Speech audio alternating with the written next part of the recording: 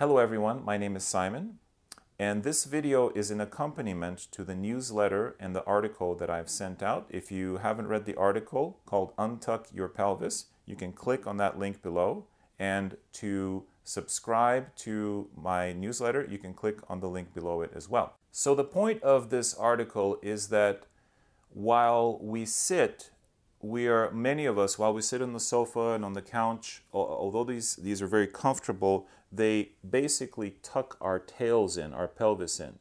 And so why does that matter? If you've ever seen a dog that's happy, its tail is up and it's walking around happily. If it's stressed or fearful or ready to fight, it tucks its tail. Likewise, when we sit, we over-tuck our tail and we slouch. And what that does is it closes up our pelvis. And that's important for women on the one hand because a closed pelvis makes it much more difficult to give birth. You want a nice open pelvis to be able to move the baby. But this is also important for men as well because bowel movements become easier. And in another post I've talked about why it's important to squat when you go to the bathroom, or at least try to approximate that position. And there are products out there like the Apana stool that can help you assume that position in your toilet. Today I'm going to show you a couple of very cool and easy asanas or seated positions that actually help to open your pelvis. And the first of these is called Svastikā. And here's how it's done. So for Svastikā, which is a very easy pose, and I've purposely worn the tightest jeans that I could find. These are corduroy pants. And to show you that you can do this at any time. You can do this in the office. You can do this. There's no excuse. You don't need yoga pants to do this asana. So here's how it's done. You put your foot in the crook of your knee here, close. Then you're going to reach through and pull this foot up comfortably. Make some adjustments if you need to. And there you go. Now I'm sitting on a folded yoga mat, so I have a little bit of a rise, and you can have more, you can have a cushion or less, but this is Svastikā, and it naturally puts your hips and your pelvis in an open position. Now, when you're standing, you don't want excess curvature of the pelvis. That creates an anterior pelvic tilt, which creates that lordosis, which is what high heels do. You want to tuck the pelvis when you're standing. But when you're sitting, especially on sofas and couches, that excessive tuck creates a posterior pelvic tilt, and we don't want that. So we want to be neutral. So when we're sitting, this Svastikā creates a neutral sitting position. Very easy.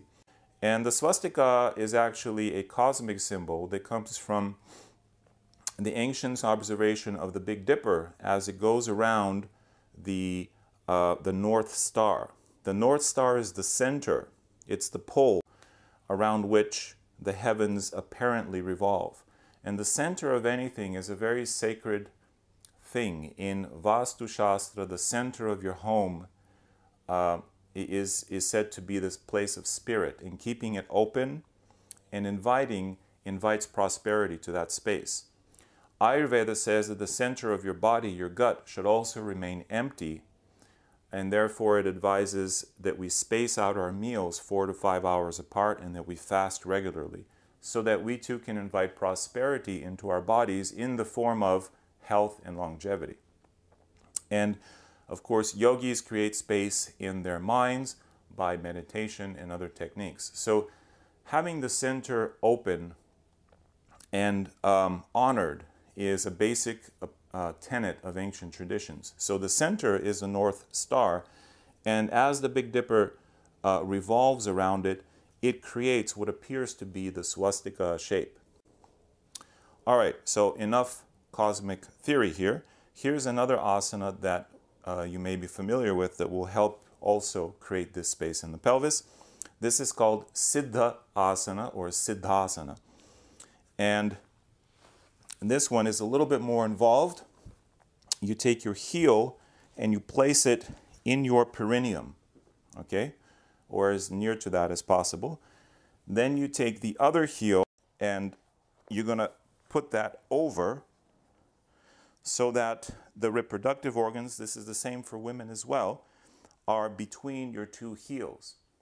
You don't have to pull the foot under here. This is Siddhasana. This is a powerful, powerful pose that many yogis use to meditate, and it creates the same effect or a similar effect, but it's a little more difficult than Svastikāsana. Siddhasana also presses on special marma points that are important for meditation, but you can also sit and eat this way and so on. An easier version of Siddhasana is just to unhook this foot and just maintain the heel in the perineum. Okay? And then, of course, you all know Padmasana, the Lotus Pose, which is perhaps the most difficult of these, and certainly difficult for me. It's not a pose that I use regularly, but here it is, and it'll look slightly different for each of you. But this isn't a pose that I use to eat meals or whatnot, but it definitely opens the hips and helps you to untuck your pelvis. Okay. So if you're having trouble performing these, or not performing, but actually getting into these asanas, there are a lot of muscles that can be involved in preventing you from doing them. In my case, or some of the most common, are the adductors, the adductor longus and magnus, and a great stretch for these is simply this, right? The adductors run along here. Believe it or not, the rectus femoris, the hip flexors can also be a problem, and the sun salutation is wonderful for releasing them.